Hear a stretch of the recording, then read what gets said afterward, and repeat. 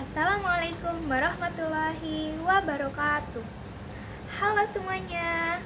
Perkenalkan, nama saya Della Putri Angelita dari Prodi Tadris Biologi kelas A dengan NIM 2501080007.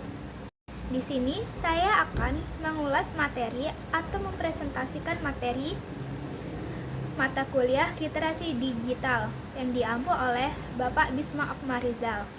Nah, yang pertama itu adalah hoax. Apa sih yang dimaksud dengan hoax? Hoax adalah berita atau informasi palsu yang sengaja dibuat untuk menipu atau memanipulasi pembaca. Nah, cara mengatasi hoax, yang pertama, mengenali karakteristik hoax. Hoax seringkali memiliki judul yang provokatif, sumber yang tidak jelas, dan meminta untuk segera disebarkan. Yang kedua, periksa sumbernya terlebih dahulu. Pastikan informasi berasal dari sumber yang kredibel dan terpercaya. Waspadai situs yang terlihat tidak resmi atau memiliki alamat URL yang mencurigakan. Yang ketiga, cek keaslian foto atau video. Gunakan fitur pencarian terbalik seperti Google Images dengan mengunggah gambar untuk melihat apakah foto tersebut telah dimanipulasi atau digunakan di luar konteks. Yang keempat, perhatikan konteks. Baca keseluruhan isi berita dan jangan hanya terpaku pada judul yang provokatif atau clickbait.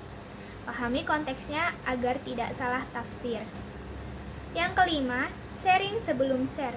Jangan terburu-buru menyebarkan informasi. Tunda dan cek kebenarannya terlebih dahulu.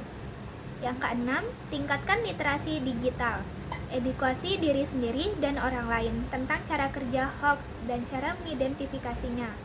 Semakin sadar masyarakat terhadap penyebaran informasi palsu, semakin kecil peluangnya untuk berhasil. Materi selanjutnya, plagiarisme dan bentuk-bentuknya. Apa itu plagiarisme? Plagiarisme adalah tindakan menjiplak karya, gagasan, atau ide orang lain, lalu mengakuinya sebagai karya sendiri tanpa memberikan penghargaan yang layak atau mencantumkan sumber aslinya.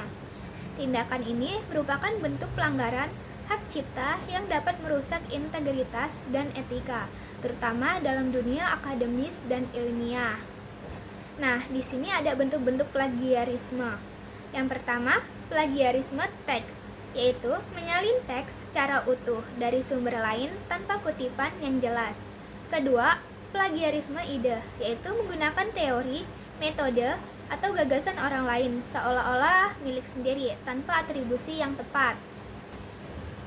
Ketiga, plagiarisme parsial, yaitu menyalin sebagian kecil dari karya lain, seperti kalimat atau paragraf tertentu tanpa menyebutkan sumbernya. Yang keempat, plagiarisme mosaik, yaitu menggabungkan bagian-bagian kecil dari berbagai sumber dan menyatukannya seolah-olah itu adalah karya sendiri. Kelima, plagiarisme kepengarangan, yaitu gagal memberikan penghargaan yang pantas kepada rekan penulis atau kontributor proyek penelitian.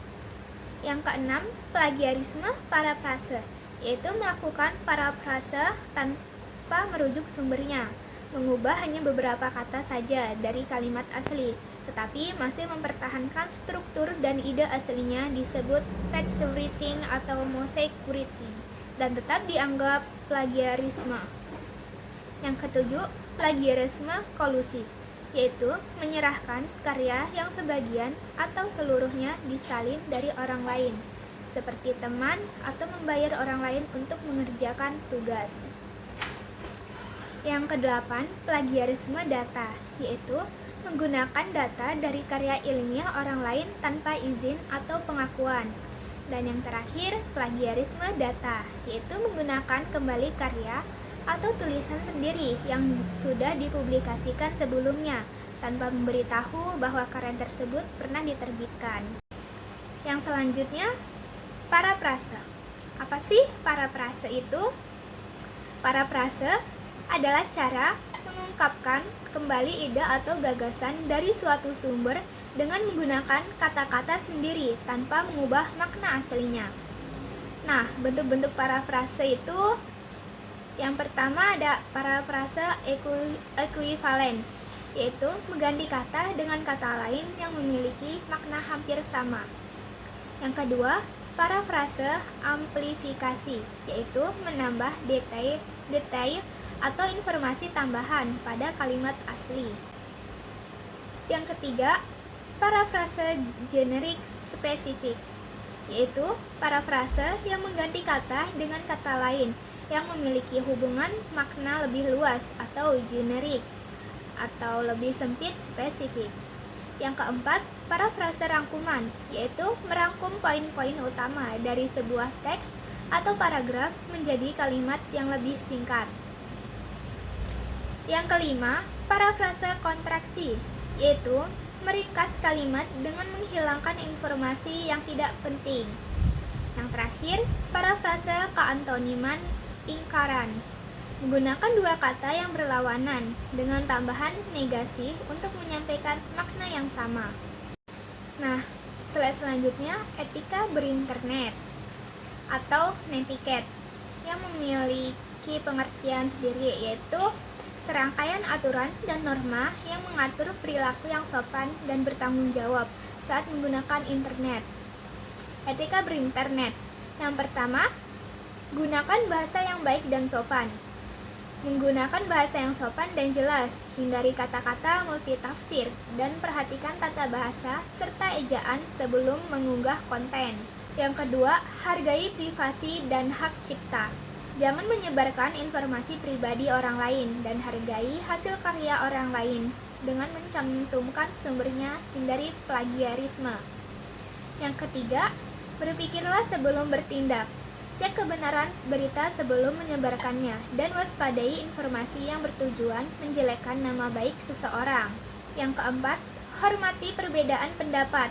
Internet adalah tempat berbagai pendapat berkumpul. Hormati pendapat orang lain dan hindari mencemooh atau menyebarkan kebencian. Kelima, hindari konten negatif. Jangan menyebarkan konten yang mengandung unsur sara, pornografi, dan kekerasan. Keenam, jaga keamanan diri. Jangan terlalu mengumbar informasi pribadi Anda dan gunakan identitas asli jika memungkinkan, serta jaga keamanan akun. Nah, yang ketujuh, berinteraksi dengan bijak, bersikap ramah, sopan, dan bertanggung jawab dalam setiap interaksi online, sama seperti saat berinteraksi langsung. Yang terakhir ada fungsi dan kegunaan Mendeley. Mendeley adalah perangkat lunak manajemen referensi yang digunakan untuk mengorganisir referensi, menyusun daftar pustaka, dan sitasi secara otomatis saat menulis karya ilmiah, serta memudahkan kolaborasi antar peneliti. Nah, fungsi utamanya adalah membantu mahasiswa dan peneliti mengelola sumber pustaka seperti artikel, buku, atau jurnal agar lebih efisien. Bahkan bisa diakses melalui berbagai perangkat. Apa saja sih kegunaan Mendeley? Yang pertama, untuk manajemen referensi, yaitu menyimpan dan mengelola ribuan referensi seperti artikel, jurnal, dan buku dalam satu tempat secara terpusat. Yang kedua, membuat kutipan dan daftar pustaka otomatis. Secara otomatis membuat kutipan dalam teks dan daftar pustaka sesuai format yang diinginkan. Yang ketiga, menambah referensi dari berbagai sumber yang dapat mengimpor referensi dari database dan jurnal online seperti Google Scholar dan Scopus, atau menambahkan PDF dari browser. Keempat, menambahkan catatan dan sorotan, memungkinkan pengguna menandai highlight bagian penting dalam dokumen dan menambahkan catatan untuk referensi di masa mendatang. Yang kelima, menghindari plagiarisme. Untuk membantu mencegah plagiarisme dengan mempermudah penulis dalam mengutip sumber secara akurat. Yang keenam, menandai dan mengorganisasi dokumen. Menggunakan tag atau kategori untuk melandai dokumen agar mudah dicari dan diorganisasi dalam perpustakaan referensi. Yang ketujuh, kolaborasi. Memfasilitasi kolaborasi antar peneliti melalui fitur grup untuk berbagi dokumen. Dan yang terakhir, sinkronisasi lintas perangkat. Memungkinkan pengguna mengakses perpustakaan referensi mereka dari berbagai perangkat. Sekian presentasi dari saya atau tugas UTS Literasi Digital. Saya akhiri. Wassalamualaikum warahmatullahi wabarakatuh.